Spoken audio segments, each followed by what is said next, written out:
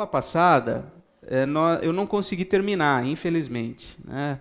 A aula faltou um último tópico e então ficou para hoje. Eu não gosto muito, né, de quando acontece isso. Eu gosto de começar e acabar um tema na mesma aula, para ser um pacotinho que a gente recebe, estuda depois, tudo. Então, infelizmente, eu não consegui terminar. Então, eu vou precisar agora retomar um pouquinho do que a gente falou para encerrar aquele tópico que ficou faltando na semana passada. Bom, a gente tem trabalhado sobre os atributos de Deus, desde a semana retrasada até a semana passada. Na semana retrasada, nós estudamos sobre os atributos de Deus que o revelam como um ser absoluto, um ser incomparável. Atributos que Deus possui e que ninguém mais possui, né? E vimos 3 atributos: independência, imutabilidade e unicidade. Independência por quê? Porque Deus é autossuficiente, Ele é autônomo, Ele é livre, Ele é incondicionado, enfim, Ele tem vida em si mesmo, não depende de ninguém, Ele é independente. Segundo, a sua imutabilidade significa que Deus não muda. Deus não muda, Ele é sempre o mesmo. Tá? A imutabilidade aplicada ao tempo significa que Ele é eterno. Ou seja, para Deus não tem passado, presente ou futuro. Ele é eterno. Ele está fora dessa categoria do tempo. Ele não muda em relação ao tempo. Ele também não muda em relação ao espaço. Ele não está ora aqui, ora ali. Ele é onipresente. Então, imutabilidade de tempo e de espaço. E por fim também unicidade, significa que Deus é um. Deus é um ser simples. Nele não há composição. Não há, por exemplo, como no ser humano, a junção, a conexão entre corpo e alma, duas partes distintas. Quando existe essa separação, né, existe a morte, acontece a morte. Para Deus não tem nenhum tipo de composição no seu ser. Ele é um ser uno. Então, independência, imutabilidade e unicidade. Isso só Deus tem e ninguém mais. Depois, na semana passada, nós falamos sobre os atributos que revelam Deus como um ser pessoal. Um ser pessoal, um ser que se relaciona. E na teologia também são chamados de atributos comunicáveis, porque ele comunicou aspectos desses atributos com o ser humano. Nós temos, em alguma medida, esses atributos. São eles, primeiro, espiritualidade, depois, intelectualidade, moralidade e soberania. E faltou a gente falar só de soberania, que nós vamos falar hoje. Então, espiritualidade. Nós vimos que Deus não é um espírito, Ele é espírito. Ele é um ser imaterial, imperceptível aos sentidos, não dá para palpar, não dá para visualizar, ele é invisível, não dá. Né? Ele não tem composição, ele não tem tamanho, né, extensão, ele é espírito. Intelectualidade significa que Deus tem o conhecimento de todas as coisas, ele é onisciente. E ele não só tem o conhecimento de todas as coisas, como ele age de forma correta em função de todo esse conhecimento que ele tem, que é o sentido que eu coloquei como sendo a sabedoria. Sabedoria é saber usar corretamente o conhecimento que se tem. E também a veracidade. Né? Deus é verdadeiro, Ele nunca mente, Ele é fiel. Ok? Então são atributos aí, relacionados à sua intelectualidade. Vimos também a moralidade. Ele é um Deus bom, santo e justo. Perfeito em todas essas características. Ele não é mais uma coisa do que outra. Ou ele não é uma coisa agora e depois ele é outra coisa. Ele é sempre o mesmo. Ele é sempre o mesmo. Mas nós percebemos aspectos do seu ser de forma diferente em determinados momentos. Por exemplo, eu dei o exemplo de Sodoma e Gomorra. Né? O que fica evidente em Deus na história de Sodoma e Gomorra? Exatamente, a justiça. Ele pune aqueles que são culpados de imoralidade, que não se arrependem, que estão rebeldes contra Deus. Então ali naquele juízo sobre Sodoma e Gomorra, nós vemos de forma bem saliente a justiça de Deus, ok? Agora, quando nós vemos, por exemplo, o mar se abrindo para o povo passar, o que nós vemos? Nós vemos, nesse sentido da moralidade, nós vemos a bondade de Deus. Deus está sendo bom para com o seu povo, né? Tá mexendo com as leis naturais para que o seu povo cumpra a sua vontade, para que seu povo seja preservado, enfim. Em cada momento nós vemos algum aspecto do ser de Deus de forma mais saliente. Na visão de Isaías, ficou estampada, escancarada a santidade de Deus. Tanto é que os anjos circulavam o trono do Senhor, clamando: Santo, Santo, Santo é o Senhor. E aí Isaías se depara com aquela visão, ele fala: eu habito no meio de um povo impuro, eu mesmo sou impuro. Ele se vê constrangido diante da santidade de Deus. Mas Deus não foi santo naquela visão, bom na abertura do mar e justo no episódio de Sodoma e Gomorra, sem que os outros atributos estejam também em operação, né? Ele é sempre o mesmo em todas as situações. Para nós é que transparece, ora uma coisa, ora outra. Mas eu creio que o ponto culminante, e essa mosca, essa seria a hora de matá-la. Mas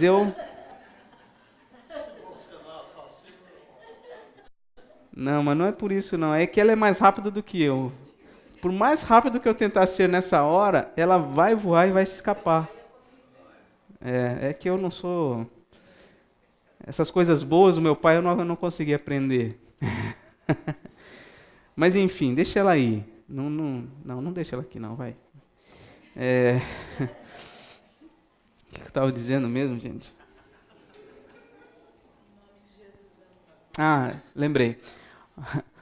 O que eu ia dizer é o seguinte, que o ponto culminante em que todos os atributos de Deus se manifestam muito claramente, todos eles, pense aqui em bondade, santidade, justiça, sabedoria, enfim, tudo isso a gente vê na cruz. O amor de Deus. Parece que na cruz nós vemos ali a expressão máxima de todos esses atributos. Ao punir Jesus Cristo com os nossos pecados, Deus está sendo justo e bom, santo e amoroso. Ele está sendo perfeito em tudo que ele é naquele exato momento. Então, aqui nós temos então uma pincelada de tudo que a gente já viu. E por fim, a gente precisa agora, vamos ver se eu consigo... Acho que não, vamos ver. Agora foi. Vamos avançar lá, já foi isso aqui tudo, espiritualidade, intelectualidade, moralidade. Então vamos agora à soberania. Então a gente vai trabalhar um pouquinho esse aspecto de Deus que o revela como um ser pessoal, ou seja, um ser que se relaciona. Inclusive nós temos, em alguma medida, uma esfera de soberania. Todos nós temos, na nossa casa, na nossa família, no nosso trabalho, traços dessa característica. Claro que a gente não governa o universo como Deus, mas a gente tem alguma coisa sob os nossos cuidados. Então Deus compartilhou conosco traços do seu ser nesse sentido também, da sua soberania. Então veja, um resumo disso é que Deus é o Criador e Senhor de tudo. Ele não só deu origem a todas as coisas, como Ele controla tudo isso, Ele governa, Ele é Senhor sobre todas essas coisas. Ok? Vamos ver alguns desses textos aqui. Felipe, me ajuda aqui, por gentileza. Alguns irmãos vão fazer as leituras e só peço que falem no microfone, tá? Então vamos lá. Gênesis 14, 19, pode ser você, Leandro? Gênesis 14, 19. Dona Lúcia, está com Bíblia? Não? Seu Ismael está com Bíblia? Dona Carminha? Então, lê Êxodo 18, 11. Depois pode ser aqui o Bruno, Deuteronômio 10, 14 e 17. A Paula, 1 Crônicas 29, 11 e 12. Tá bom? Dona Olga, pode ser? Daniel, a senhora lê melhor que eu, Dona Olga. Oxi. Daniel 4, 35 e o seu Saulo, Atos 2, 23. Tá bom? Então vamos ler esses versículos aí.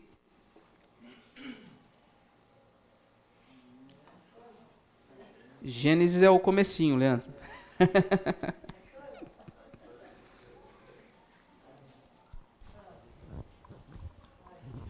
Abençoou ele a Abraão e disse: Bendito seja Abraão pelo Deus Altíssimo, que possui os céus e a terra. Isso. Essa é a expressão final do versículo, né?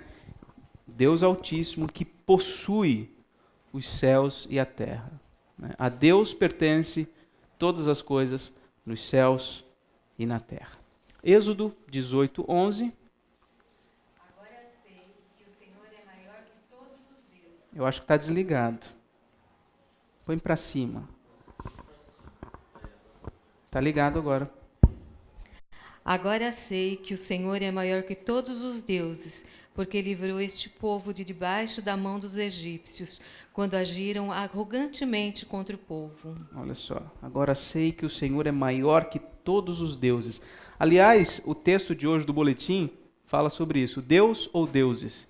Depois você pode dar uma lida, né? Então quer dizer que Deus está acima de todos e Ele controla, Ele governa todas as coisas.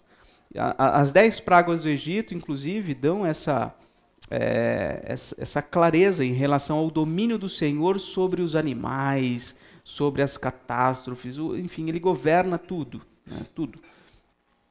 Deuteronômio 10, 14 e 17.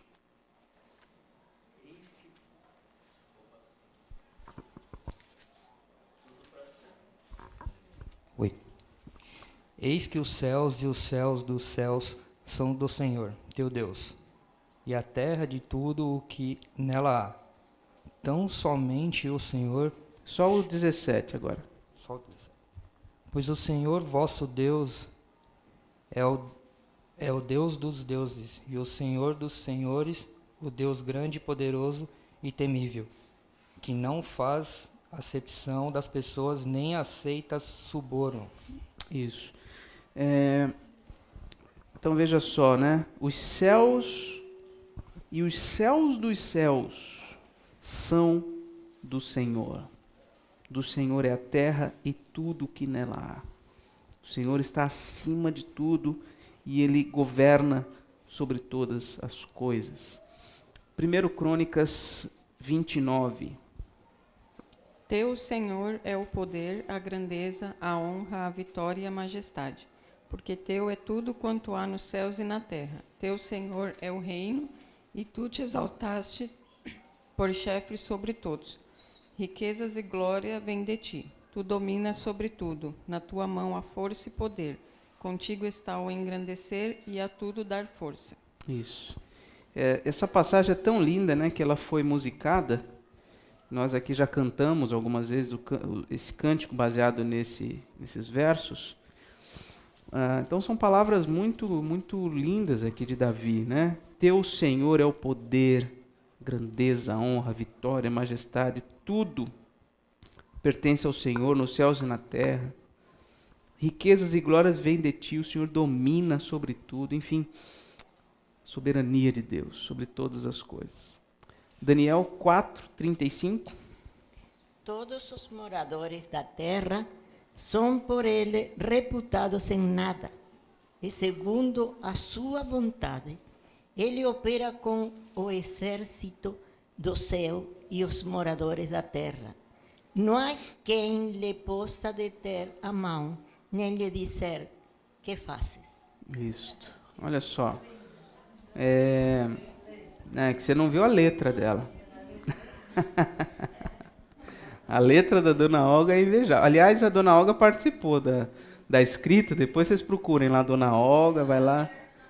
Deixa aberto na letra da Dona Olga lá para todo mundo ver.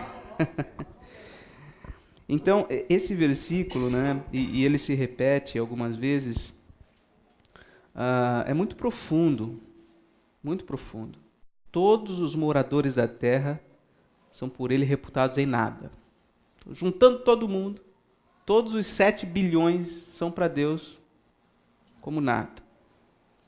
Segundo a sua vontade, ele opera com o exército dos céus e os moradores da terra. É como se fosse um grande tabuleiro de xadrez, cada um fosse uma peça e ele vai movimentando, ele vai coordenando tudo segundo a sua vontade. Não há quem possa segurar a mão de Deus e falar, não, para, não tem. E a gente nem pode questionar Deus, perguntando, por que o Senhor está fazendo assim? Deus é plena e totalmente soberano sobre todas as coisas. E, por fim, Atos 2, 23. A este que vos foi entregue pelo determinado conselho e presciência de Deus, tomando-vos, o crucificastes e mataste pelas mãos de injustos. Injustos. Muito bem, Atos 2, 23, né? Diz aí que Cristo foi crucificado pelo determinado desígnio e presciência de Deus. A morte do Filho de Deus foi algo determinado. Ele estabeleceu que assim seria. Não foi por vontade humana.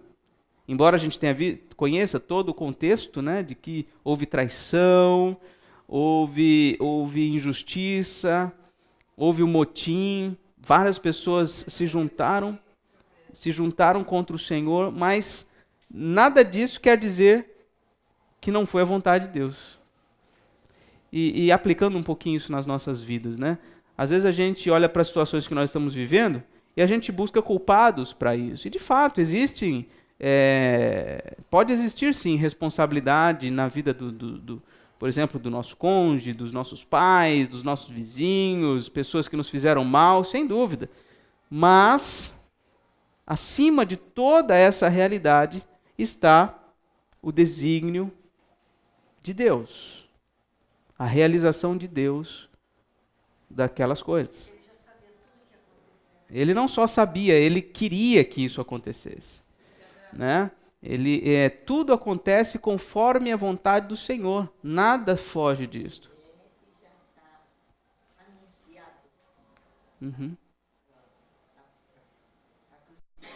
Em relação à crucificação, sim. Né?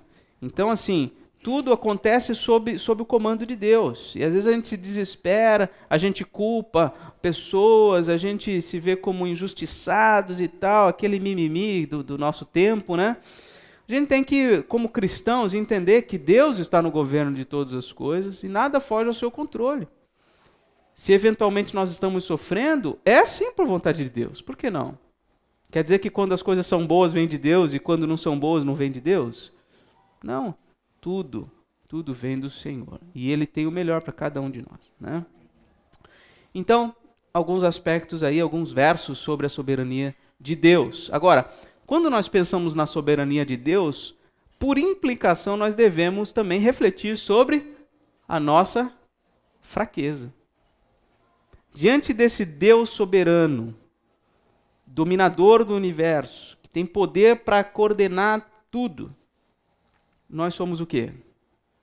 Nós somos seres ínfimos, fracos, né? Completamente dependentes do Senhor.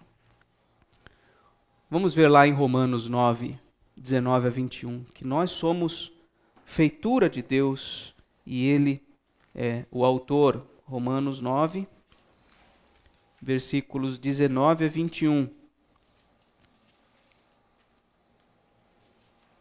Tu, porém, me dirás, de que se queixa ele ainda? Pois quem jamais resistiu à sua vontade?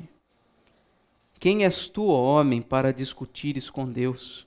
Porventura pode o objeto perguntar a quem o fez, por que me fizeste assim? Ou não tem o oleiro direito sobre a massa para do mesmo barro fazer um vaso para honra e outro para desonra? O que Paulo está dizendo aqui é o seguinte: Deus é soberano, Ele cria as coisas para determinados fins segundo a vontade dele, né? Alguém que, por exemplo, ele usa, né, a ideia do oleiro, alguém que faz vasos, que faz coisas com barro, ele não pode fazer uma coisa para juntar lixo e outra coisa para ornar uma mesa numa sala de jantar, por exemplo. Ele pode fazer o que ele quiser com aquilo que ele está criando. E é assim como Deus age conosco, com todas as coisas que Ele faz. Ele é soberano. Nós somos feitura e Ele é o autor. Inclusive, estou lembrando aqui de uma música, né? Acho que é do Estênio Marços, que fala sobre o tapeceiro. O tapeceiro, se a gente pegar um tapete, tem aqueles tapetes lindos, né? Com aquelas imagens perfeitas, mas se a gente olhar por detrás do tapete, a gente vai ver uma imagem toda esquisita. A gente nem, né, a gente pensa, poxa, como é que do lado de cá tá desse jeito, do lado da frente está tão bonito, né? E é esse Deus na nossa vida que vai costurando as coisas, vai enlaçando a nossa história, criando as coisas através da nossa vida. E para nós, não necessariamente no momento, parece algo que faça sentido. Mas no final da história vai mostrar o tapete pronto, e aí vai fazer todo sentido para nós, né? Outra coisa, precisamos sempre da ajuda e do livramento de Deus. Salmo 37. Salmo 37, versículo 40. Diz assim: o Senhor os ajuda e os livra, livra-os dos ímpios e os salva, porque nele buscam refúgio. Então, se Deus é soberano, não há outro a quem a gente possa recorrer, senão ao Senhor. Precisamos sempre da ajuda e do livramento de Deus. Outra coisa, as autoridades humanas são constituídas por Deus. Isso é importante também a gente entender, né?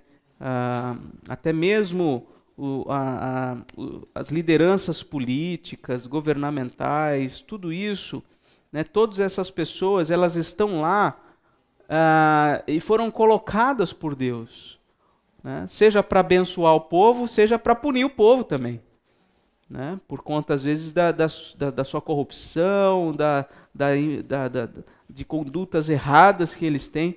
Deus também pode colocar e dar autoridade, né, para essas pessoas, a fim de trazer juízo sobre a nação. Então, vamos ver lá em Daniel capítulo 4, versículo 17. Aliás, o 17, o 25 e o 32 são quase idênticos. O 17 diz assim: esta sentença é por decreto dos vigilantes, e esta ordem por mandado dos santos, a fim de que conheçam os viventes, que, aí, olha o destaque aí, que o Altíssimo tem domínio sobre o reino dos homens, e o dá a quem quer. E até ao mais humilde dos homens constitui sobre eles. Deus é capaz de pegar aquele completamente improvável e colocar na posição máxima de uma nação. Isso se repete no 25, né? Lá no finalzinho. Até que conheças que o Altíssimo tem domínio sobre o reino dos homens e o dá a quem quer. E o 32 também. Lá no final, até que aprendas que o Altíssimo tem domínio sobre o reino dos homens e o dá a quem quer. Então, nós temos que entender isso aí, que toda autoridade é derivada de Deus. E também o texto de Romanos, capítulo 13,